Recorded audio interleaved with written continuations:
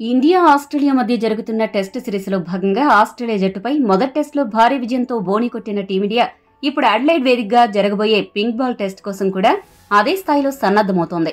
ఈ test match day night match అయినా కూడా ఫలితంలో ఎలాంటి తేడా రాకుండా విజయం మాత్రమే లక్ష్యంగా టీమిండియా పావులు కదుపుతూ ముందుకు దూసుకుపోతోంది. అయితే ఈ రెండవ టెస్ట్ మ్యాచ్ కోసం టీమిండియా తుది జట్టులో కొన్ని కీలక మార్పులు చోటు చేసుకునే అవకాశం ఉంది. ముఖ్యంగా రోహిత్ శర్మ, శుభ్మన్ గిల్ తిరిగి జట్టులోకి రానున్న నేపథ్యంలో టీమిండియాలో చోటు చేసుకోబోయే మార్పులు ఏంటి, బ్యాటింగ్ ఆర్డర్లో ఎవరెవరు ఎక్కడ రానున్నారు, బౌలింగ్లో ఏమన్నా మార్పులు జరగబోతున్నాయా అనే విషయాలను ఇప్పుడు మనం చూడబోతున్నాం.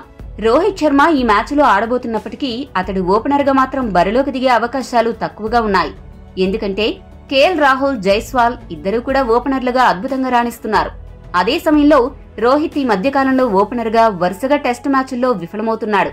ఈ పరిస్థితుల్లో అద్భుతంగా ఆడుతున్న కాంబినేషన్ ను డిస్టర్బ్ చేయకూడదనే ఉద్దేశంతో జైస్వాల్, రాహుల్ ఇద్దరిని కూడా ఓపెనర్లుగా అలానే కొనసాగించే అవకాశం ఎక్కువగా ఉంది. ఆదివారం జరిగిన ప్రాక్టీస్ మ్యాచ్ లో కూడా జైస్వాల్, రాహుల్ ఓపెనర్లుగా రావడంతో వీరిద్దరే రెండవ టెస్ట్ లో కూడా ఓపెనర్లుగా రానున్నారు అనే క్లారిటీ వచ్చింది.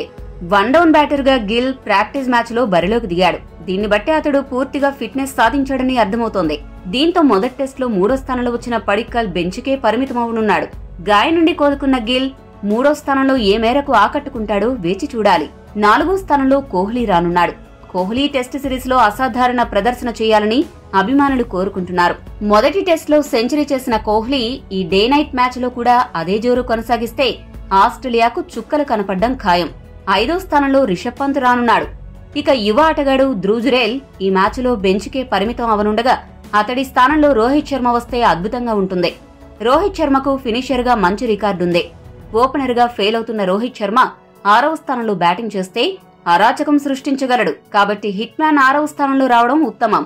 Nitish Kumar Reddy fast bowling allrounder గా మంచి ప్రదర్శన చేస్తున్నాడు కాబట్టి అతడికి ఈ టెస్ట్ సిరీస్ మొత్తం కూడా జట్టులో చోటు ఖాయంగా కనపడుతోంది. 7వ స్థానంలో నితీష్ బ్యాటింగ్ కు వస్తాడు.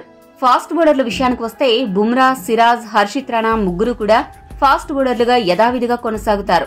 హర్షిత్ రాణా ప్రాక్టీస్ మ్యాచ్ లో ఎక్కువగా పరుగులు ఇచ్చినప్పటికీ ఏకంగా 4 వికెట్లు తీసుకున్నాడు కాబట్టి ఆకాష్ దీప్, ప్రసిద్ధ కృష్ణుల కంటే హర్షిత్ రాణా వైపే యాజమాన్యం మొగ్గు చూపుతుంది.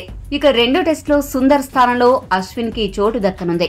అడిలైడ్ పిచ్ సుందర్ కంటే అశ్విన్ బౌలింగ్ శైలికి ఎక్కువగా అనుకూలిస్తుంది కాబట్టి అతడు తుది జట్టులో చేరనున్నాడు. సుందర్, జడేజా బెంచ్కే పరిమితం అవనున్నారు. ఈ మార్పులు మినహా మిగతా జట్టంతా కూడా యథావిధిగా సాగుతుంది. ఈ బ్యాటింగ్ ఆర్డర్ మార్పులపై మీ అభిప్రాయాన్ని కామెంట్ చేయండి. మరిన్ని స్పోర్ట్స్ అప్డేట్స్ కోసం మా ఛానల్ ని సబ్స్క్రైబ్ చేసుకోండి.